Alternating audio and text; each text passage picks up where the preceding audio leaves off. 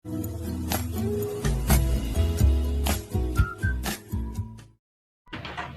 Welcome back to learning learning creation. और मैं आपके साथ बिना आपका होस्ट, और आज हम बात करने वाले हैं कंप्यूटर मेमोरी के बारे में डिटेल में। ठीक है। मेमोरी पहली चीज, ये एक स्टोरेज ब्रेन है। ठीक है। और एक होता है मेमोरी यूनिट। देखिए, वो कंफ्यूजन ना हो, बात एक ही है। बस मेमोरी यूनिट का मतलब क्या है कि हमने वो पढ़ा था ना उस टाइम पे कंपोनेंट्स ऑफ कंप्यूटर में, कि इनपुट यूनिट, आउटपुट यूनिट, और उसके बाद एक होती है प्रोसेसिंग यूनिट। प्रोसेसिंग यूनिट के अंदर दो चीजें होती हैं, कंट्रोल यूनिट और ALU, यानी कि अर्थमेटिक लॉजिकल यूनिट। तो उन दोनों को आपस में मिला के मेमोरी यूनिट कहते हैं। मेमोरी यूनिट के दो पार्ट हैं, वो ALU और CU, क्योंकि ये सारा कंट्रोल करती है, सारा स्टोर करती है। डाटा के आते ही उसे स्टोर करना, उसके ऊपर प्रोसेसिंग करना, उसके बाद रिजल्ट को, आउटपुट को दिखाने वक्त के लिए सेव करना, और बाद में अगर डाटा चाहिए हो तो सेव करना। ये सब काम इसी का होता है। अगर ये ना हो तो कंप्यूटर स्टोरेज नहीं कर सकता। तो इसलिए मेमोरी बहुत कंसेप्चुअल थी, यानी यहाँ तक कि जॉन बॉन न्यूमैन ने जो प्रपोज की थ्योरी, उसमें मेमोरी एक बहुत बड़ा पार्ट था कि जो डाटा आए वो पहले स्टोर हो मेमोरी में, और मेमोरी उसे एक लोकेशन दे ताकि वो स्टोर रहे, और उसके बाद एग्जीक्यूशन हो एक एक करके सिक्वेंशियल मैनर में। यही हमने पढ़ा था। मेमोरी बहुत ज्यादा जरूरी है, प्लस बहुत ज्यादा जरूरी है समझने के लिए भी। ठीक। Back to the point, memory क्या होती है? ब्रेन होती है कंप्यूटर का। पहली बात, मेमोरी दो तरह की होती है, नॉन वॉलेटाइल और वॉलेटाइल। ठीक, इसको हम देखेंगे बाद में, लेकिन पहले हम समझते हैं कि मेमोरी क्या होती है। तो आपके फोन में रैम होती है, आपके कंप्यूटर में रैम होती है। तो मान लीजिए ये आपकी रैम है। ठीक है। एक बात और, मेमोरी जितनी ज्यादा सिस्टम में होगी, सिस्टम की परफॉर्मेंस उतनी ज्यादा आएगी। ठीक, क्योंकि मेमोरी का ही काम है एग्जीक्यूशन में हेल्प करना, प्रोसेसिंग में हेल्प करना, और डाटा को स्टोर करना ताकि आप देख सकें। ठीक, ये आपकी रैम है आपके सिस्टम की। अब आपने कुछ भी इनपुट किया, चलते हैं द्वारा कैलकुलेटर के पास, और हम इनपुट करते हैं 5। ठीक, तो डाटा के आते ही मेमोरी में जब ये 5 ये एंटर हुआ तो ये मेमोरी में आया, और मेमोरी ने इसको यहाँ पे एक छोटी सी जगह दे दी। ठीक है। ये एक एड्रेस होगा मेमोरी में, ये एक एड्रेस होगा जहां पे कि 5 वेरिएबल जो इनपुट है आपका स्टोर हो गया। ठीक। अब ये मेमोरी यहाँ पे इस्तेमाल हो रही है, इतनी मेमोरी खाली पड़ी है क्योंकि अभी आपने सिस्टम ऑन किया है और आपने एक ही टास्क कर रहे हैं। तो ये इतनी पूरी मेमोरी है, मान लीजिए 2 GB की।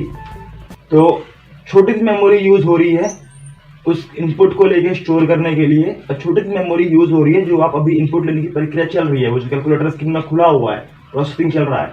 तो इसके लिए तो जितनी ज्यादा परफॉर्मेंस चाहिए होगी आपको उतनी ज्यादा मेमोरी सिस्टम में रखनी चाहिए। ठीक है। इसलिए ज्यादा रैम के फोन महंगे बिकते हैं और ज्यादा रैम का कंप्यूटर अच्छा होता है। अब रैम और रोम क्या होती है ये पता है? रैम का मतलब हुआ रैंडम एक्सेस मेमोरी। ठीक। और रोम का मतलब हुआ रीड ओनली मेमोरी।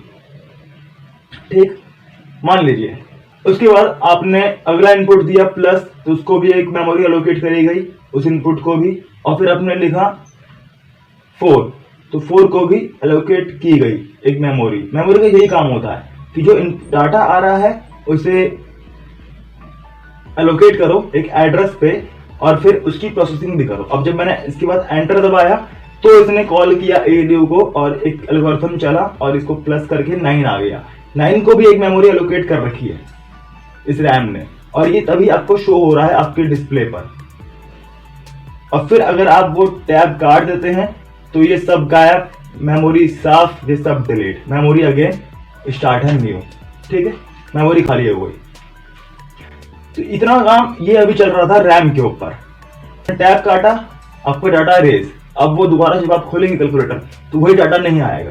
ठीक। रैम और रोम का डिफरेंस समझते ज्यादा अच्छे से। मान लीजिए आप MS वर्ल्ड का एक डॉक्यूमेंट बना रहे हैं और आपने अपने कंप्यूटर स्क्रीन पर MS वर्ल्ड खोल रखा है यहाँ पर, और आप डॉक्यूमेंट टाइप कर रहे हैं, hello my name is this and I am this and I am that and I am that, और आप टाइप कर रहे हैं। तो अभी आप टाइप कर रहे हैं तो आपको दिख भी रहा है, और आप टाइप भी कर रहे हैं, आपको दिख भी रहा है कि वो स्टोर भी हो रहा है। तो एक्चुअली क्या हो रहा है कि ये जो मेमोरी है इसमें आपका डाटा जा रहा है और वो स्टोर होते हुए चल रहा है एक एड्रेस पे।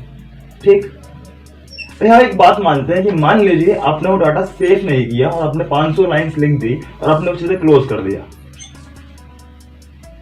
सेव नहीं किया, तो अब क्या होगा? जब आप दोबारा से MS वर्ल्ड खोलोगे तो क्या वो डाटा वापस आएगा?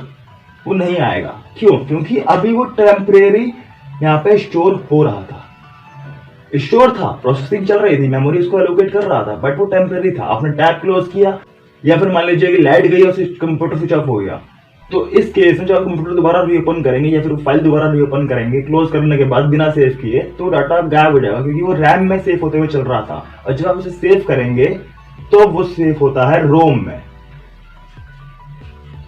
ये होता है डिफरेंस रैम और रोम का। जब आप डाटा सेव करते हैं तो वो रैंडम एक्सेस मेमोरी से रोम में आके सेव हो जाता है, रीड ओनली मेमोरी, ताकि आप बाद में भी इसे यूज कर पाए। मेमोरी के दो हिस्से होते हैं, एक रैम और एक रोम। रैम का हिस्सा काम आता है प्रोसेसिंग करने में, डाटा को स्टोरेज करने में, इनपुट लेते वक्त, और आप सेव करते हैं तो वो सेव हो गई रोम में। और उसके बाद फिर वो आप जहां उसकी स्टोरेज पाथ पे सेव करेंगे हार्ड डिस्क में, वो वहां सेव हो गया।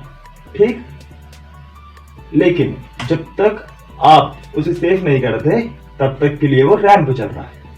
इसलिए कहते हैं कि जितनी ज्यादा रैम होगी उतना ज्यादा सिस्टम का परफॉर्मेंस अच्छा होगा। क्योंकि मान लीजिए आपका रैम 2 GB का है और आपने एक साइड गेम चला रखा है, एक साइड आप कैलकुलेटर यूज कर रहे हैं, एक साइड आप वर्ड डॉक्यूमेंट भी लिख रहे हैं, तो 2 GB की रैम में इन 3 कामों पर संभावना है कि अगर उसके बाद आप यूट्यूब भी खोले और गाना चलाएं तो शायद क्लोज करने वक्त जो दिखाता है विंडो लैग होती है, या फिर क्लोज नहीं होता, या फिर दिखाता है नॉट रिस्पॉन्डिंग, क्योंकि वो थोड़ा टाइम ले लेता है, डिले हो जाता है, वो बिकॉज ऑफ रैम। ये 2 GB की रैम में कितना कुछ चलाओगे। समझ में आया रैम और रोम का डिफरेंस? ठीक, तो आगे कि क्या होती है वॉलेटाइल और नॉन वॉलेटाइल स्टोरेज।